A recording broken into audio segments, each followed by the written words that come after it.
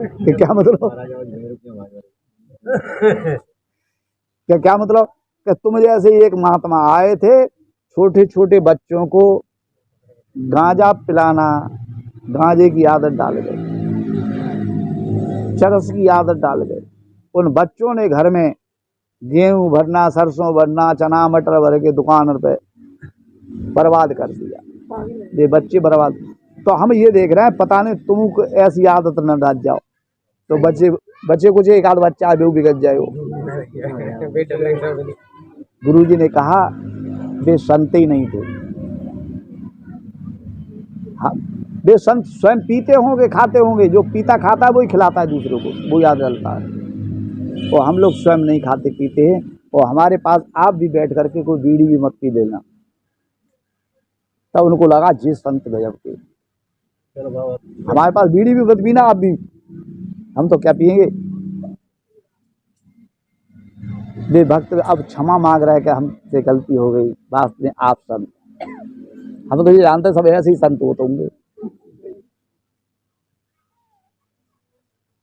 संत का जीवन विवेक विचार संयुक्त होता है। विवेक के प्रकाश में जीवन जीते हैं। तीन तरह से जीवन जीते हैं। प्राकृतिक जीवन जीते हैं कुछ लोग, कुछ सुसंस्कृति में जीवन जीते हैं, कुछ लोग विकृति में जीवन जीते हैं।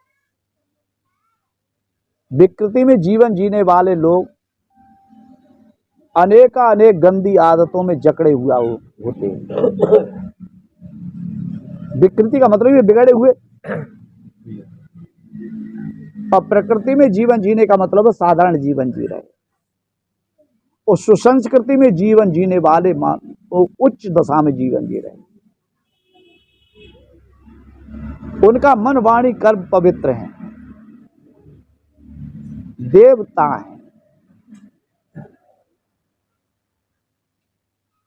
देवी और देवता जिसने प्राण मात्र को देखा, मिट्टी और पत्थर की पिंडी को मिट्टी ही देखा। इसलिए मानवों को चाहिए, आज मानव शरीर मिला है तो हमें मानवीय गुणों से विभूषित होना चाहिए, मानवीय जीवन में जीना चाहिए। हिंदू होना सरल है, मुस्लिम होना सरल है, जैन बौद्ध ईसाई होना सरल है, पर इंसान होना कठिन। जिसके जीवन में इंसानियत होती है उसको इंसान कहते हैं। हिंदू होने में क्या है, चोटी रखा लो, जनेऊ पहन लो, ईश्वर को वेदों को मानो, हिंदू है भैया। देवी देवताओं को मानो मन, ये हिंदुओं की धारणा है। मुसलमानों की धारणा है छोटी हटाओ, गोल गोल टोपी लगाओ, अल्लाह ताला को मानो, मस्जिद में नमाज पढ़ो, कुरान शरीफ हमारा धर्म ग्रंथ है। गए पक्के मुसलमान। कहते हैं हिंदू परिवार में जन्म लिए, सीख समझ करके हिंदू कहलाए, मुस्लिम परिवार में जन्म लिए, सीख समझ करके मुस्लिम कहलाए, जैन बौद्ध जिस परिवार में जन्म लिए वह कहलाए। अफसोस इस बात का है कि इंसान के घर में जन्म लिए पर इंसान नहीं कहलाए। 1 साल का बच्चा है, सड़क पर खड़ा है, न उसके पास जनेऊ है, न चोटी है, न खतना है, न 5 चिन्ह है।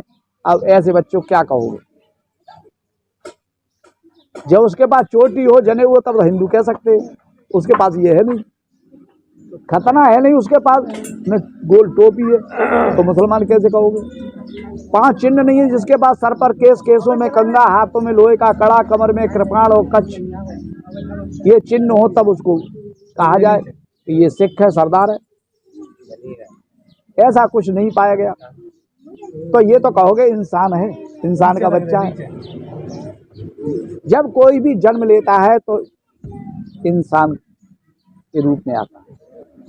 गाय को देख के पूछना नहीं पड़ता है ये किसी जाते है, ऊंट को देख करके पूछना नहीं पड़ता है, हाथी को देख के नहीं पूछना पड़ता है, कुत्ता बिल्ली बंदर को देख के पूछना नहीं पड़ता है।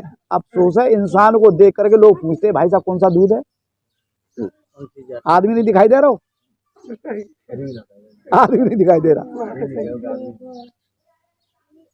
इसलिए ये बुनियादी भूल है, और यह भूल को सदगुरु कबीर ने समापन किया। उससे पहले 2500 वर्ष तथागत गौतम बुद्ध ने सफाया किया था। ऊंच नीच की भावना, छुआछूत की भावना, जब तक आदमी के मन में ज्ञान पैदा नहीं होगा, बोध नहीं होगा, तब तक ये बीमारी रहेगी। कबीर साहब कहते तौलो तारा जगमगे, जोलो उगे न सूर, तौलो जीव करम बस डोले, जोलो ज्ञान न पूर। आकाश में तारागण कब तक दिखाई देते हैं? जब तक सूर्य नहीं निकलता है। जब सूर्य निकल आया, अब सूर्य निकल रहा है, देखो तो आकाश में कोई तारागण है क्या? कहाँ गए वे तारागण? विशेष प्रकाश में सामान्य प्रकाश विलीन हो जाता है। तारागणों का प्रकाश सामान्य होता है और सूर्य का विशेष प्रकाश होता है। इसी तरह से सामान्य ज्ञान तो सभी भाई बहनों में है, आवश्यकता विशेष ज्ञान की। और विशेष ज्ञान होगा तो सामान्य ज्ञान विलीन हो जाएगा। और सामान्य ज्ञान में तू मैं होती है। तू मैं का मतलब तू छोटा हम बड़े।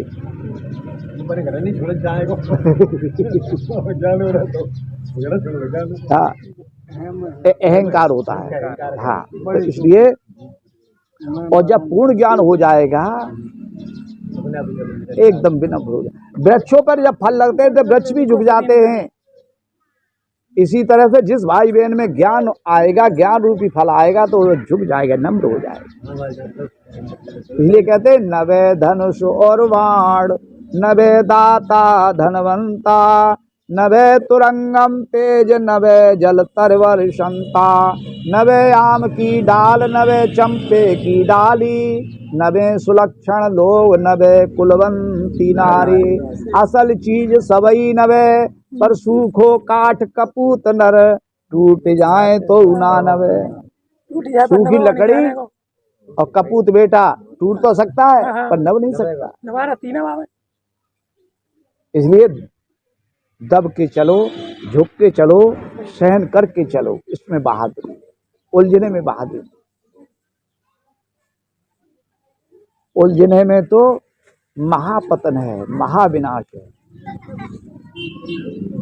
बड़े बड़े राजा महाराजा यही तो काम करते रहे थे, कट के मरते रहे थे, मारते रहे थे एक दूसरे को। छोटे बनने की कोशिश करें, बड़े बनने की कोशिश। ज्ञानी 10 नहीं, 100 नहीं, 1000 आराम से जीवन जी सकते हैं। और अज्ञानी 2 आदमी इकट्ठे है क्या? नहीं, तू कहते हैं एक बार इंद्र ने ब्रह्म भोज किया, सभी देवताओं को आमंत्रित किया, तो राक्षस लोगों को कान में आवाज पड़ गई। उन्होंने जाकर के कही, हुजूर हमने सुना है आप भंडारा करना चाहते हैं, देवताओं का निमंत्रण किया है आपने, हमको क्यों छोड़ दिया? क्या हम आपके नहीं हैं? अब तो मजबूरी हो गई, सब आप वही हो। हाँ, दुआ नहीं करियो, आप आ जाइयो, स्वाएगा बेहू।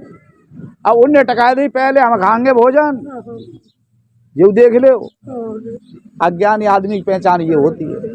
तो उनकी ये बात का आदर किया गया। ठीक है, तुमको पहले भोजन खिलाएंगे, बस शर्त है यहाँ पर, चाहे देवता हो चाहे राक्षस हो, सबके कानून एक। कानून क्या है?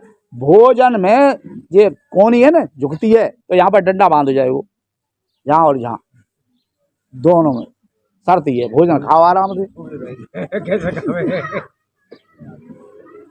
अब पहले उनका नंबर आ गया, भोजन सामने रखा है, भोजन को तोड़ करके फेंकते ऊपर, वो मुँह करते, तो आंख में गिरे, नाक में गिरे, मुंह में गिरे, सौभाग्य से मुंह में आ जाता ठीक है। अब तो कपड़ा लत्ता सब खराब, मुंह खराब। राक्षस तो राक्षस है, ये बिल्कुल दिखाई देगा कि हाँ पक्के राक्षस है। और समय निर्धारित कर दिया, आधे घंटे में दावत पूरी उठनी है। आधे घंटे के बाद में राजी कुराजी से निकाल दिए जाओगे, दूसरी पंक्ति बैठेगी। अब उनको निकाला गया, झिक पाए नहीं। अब देवताओं का नंबर आ गया। अब देवता लोग आगे पीछे आमने सामने बैठते हैं, बीच में पंगत है, तो वे तोड़ के उनके मुंह में दे देते हैं और वे तोड़ के उनके मुंह में दे देते हैं। उनने उनको पानी पिला दिया, उनने उनको पानी पिला दिया, कौन ही तो झुकलिए ना है, सीधे सीधे काम है। हाँ, उनने उनका मुंह साफ कर दिया, उन्होंने उनका मुंह साफ कर दिया, आराम से जा रहे हैं। उनने की भाई ये तो गलती हमसे ही है गई, इन्हें पहले खवा देता तो हम सीख तो लेते।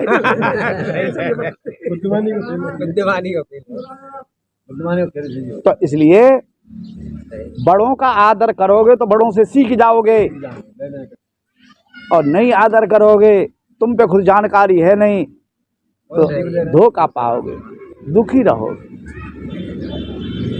इसलिए कहा है मातृ देवो भव, पितृ देवो भव, आचार्य देवो भव, अतिथि देवो भव।